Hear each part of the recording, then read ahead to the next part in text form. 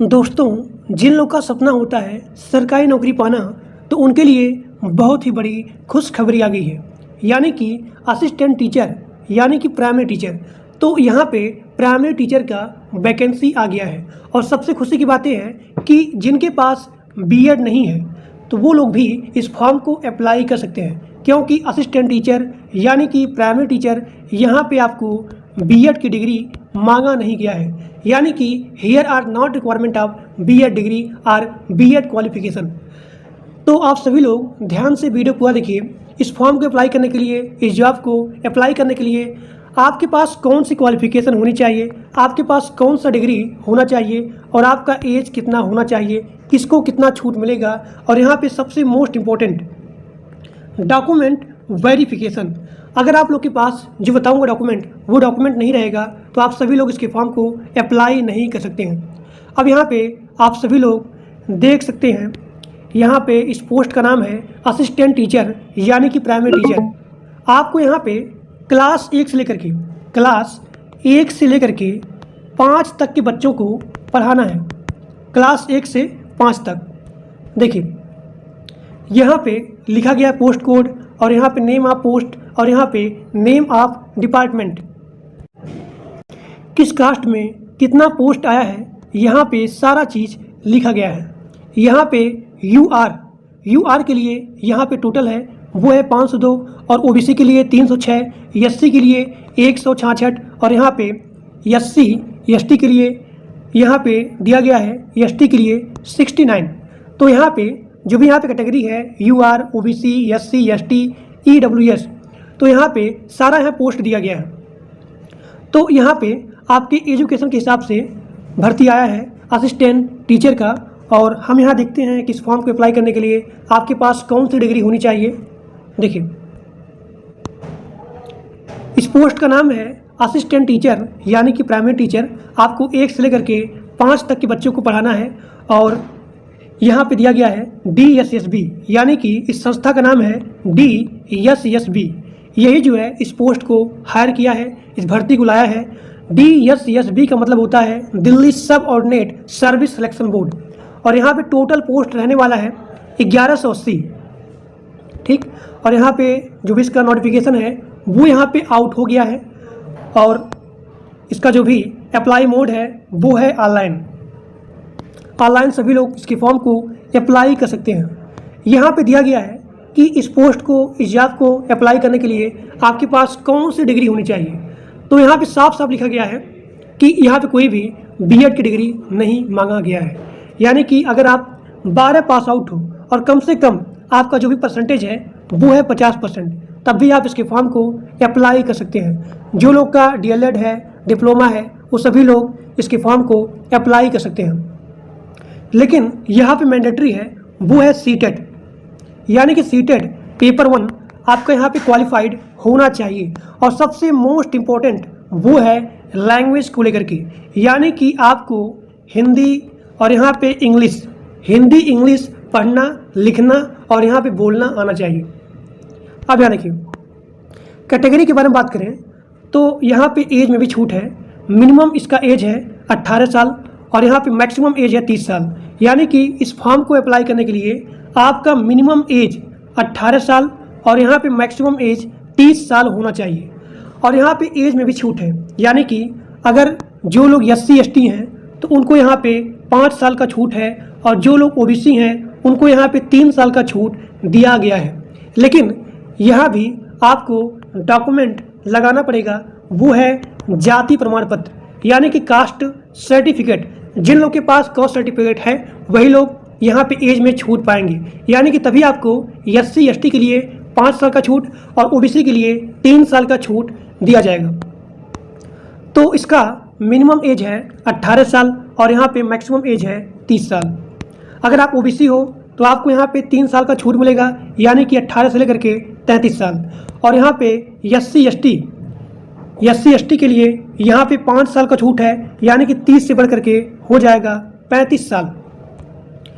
अब यहाँ देखिए इस फॉर्म को अप्लाई करने के लिए आपका जो भी एप्लीकेशन फीस है वो है जनरल, OBC और यहाँ पे EWS, इसके लिए 100 रुपया है। और यहाँ पे SC ST PWD चाहे कोई भी हो, इनके लिए यहाँ पे कोई भी चार्ज नहीं मांगा गया है। और इसका जो भी एप्लीकेशन फ़ीस है इसको आप ऑनलाइन इसका पेमेंट कर सकते हैं।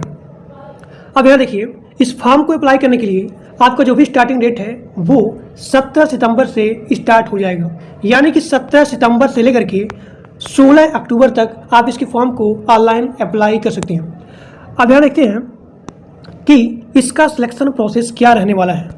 सिलेक्शन प्रोसेस में सबसे पहले आपका होगा CBT बेस्ड टेस्ट, यानी कि आपका यहाँ पे कंप्यूटर बेस्ड टेस्ट होने वाला है। उसके बाद आपका यहाँ पे होगा डॉक्यूमेंट वेरिफिकेशन, यानी कि सबसे पहले आपका यहाँ पे होगा CBT बेस्ड टेस्ट, उसके बाद आपका यहाँ पे होगा डॉक्यूमेंट वेरिफिकेशन, जो कि सबसे इम्पोर्टेंट होता है डॉक्यूमेंट वेरिफिकेशन। अगर आपका रिटन एग्जाम निकल जाता है तो उसके बाद जो बताऊंगा डॉक्यूमेंट, वो सभी डॉक्यूमेंट आप सभी लोग के पास अवेलेबल होना ही चाहिए। अब यहाँ देखिए, फाइनल सिलेक्शन में आपका यहाँ पे होगा मेरिट बेस्ड या फिर कैंडिडेट प्रेफरेंस।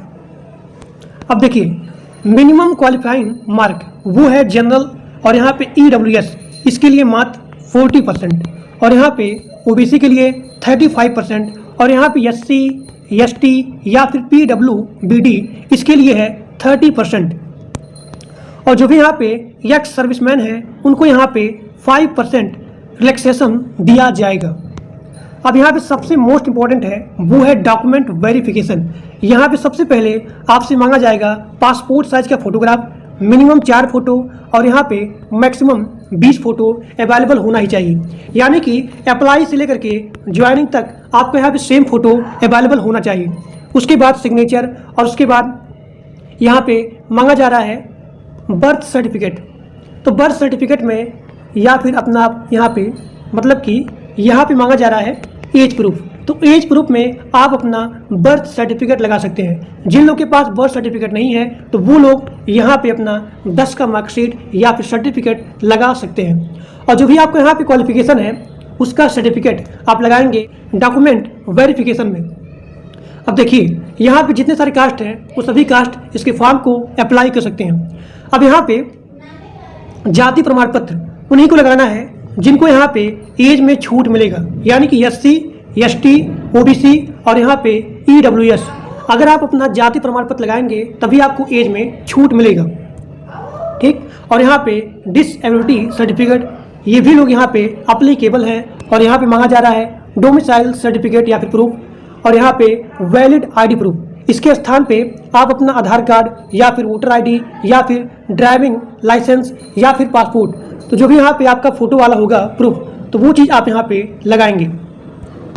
अब देखते हैं कि जो भी इसका ऑफिशियल नोटिफिकेशन है, देखिए यहाँ पे इसका ऑफिशियल नोटिफिकेशन आ गया है कि 17 सितंबर से इसका स्टार्टिंग डेट है, यानी कि 17 सितंबर 2025 से ही इसका आवेदन प्रारंभ हो जाएगा। और इसका लास्ट डेट है वो है 16 अक्टूबर 2025 टिल 11:59 PM। तो आपका यहाँ पे जो भी स्टार्टिंग डेट है वो यहाँ पे स्टार्ट हो गया है 17 सितंबर 2025, और इसका लास्ट डेट है 16 अक्टूबर। और यहाँ पे आप सभी लोग देख सकते हैं, यहाँ पे जो भी पोस्टिंग है वो है असिस्टेंट टीचर, यानी कि प्राइमरी टीचर। और यहाँ पे सारा चीज़ दिया गया है इसके नोटिफिकेशन में। देखिए, यहाँ पे जो भी आपका पोस्ट रहेगा, जो भी आपकी डिग्री रहेगी, उसके बिहाफ पे ही आपको यहाँ पे क्वेश्चन दिया जाएगा, यानी कि जिस पोस्ट के लिए आप अप्लाई कर रहे हैं तो उसी पोस्ट के हिसाब से यहाँ पे आपसे जो भी आपका एग्ज़ाम है उसी बेस पे होने वाली है। और यहाँ पे सारा चीज़ दिया गया है। मैं इसके PDF को अपने व्हाट्सएप ग्रुप में और अपने टेलीग्राम ग्रुप में डाल दूँगा, तो आप सभी लोग इसके पूरे नोटिफिकेशन को अच्छे से पढ़ सकते हैं। देखिए, यहाँ पे सारा चीज़, इसका जो भी पोस्ट है, इसका जो भी यहाँ देखिए, इसका जो भी CBT बेस्ड टेस्ट होने वाला है उसमें सिलेबस क्या रहने वाला है, इन सभी के बारे में यहाँ पे सारा चीज़ दिया गया है। पहला आपका है GI, यानी कि general intelligence and reasoning abilities, ये चीज़ पूछा जाएगा। उसके बाद है GA, यानी कि जनरल अवेयरनेस, और उसके बाद है arithmetical and numerical ability. Simply कहने मतलब क्या है कि GK आएगा, रीजनिंग आएगा, मैथ आएगा, इंग्लिश आएगा, यानी कि इंग्लिश लैंग्वेज एंड कंप्रीहेंशन, और यहाँ पे हिंदी लैंग्वेज एंड कंप्रीहेंशन। और यहाँ पे टोटल 100 क्वेश्चन रहने वाले हैं 100 नंबर के। तो यहाँ पे सारा चीज़ दिया गया है। आप सभी लोग ध्यान से इसके पूरे नोटिफिकेशन को पढ़ सकते हैं। तो आज के लिए बस इतना ही, और जो लोग मेरे टेलीग्राम ग्रुप में और व्हाट्सएप ग्रुप में नहीं ज्वाइंट हो, उसका लिंक इसी वीडियो के डिस्क्रिप्शन बॉक्स में दिया गया है। आप सभी लोग जाकर के ग्रुप को ज्वाइन कर लीजिए। तो आज के लिए बस इतना ही। Thank you.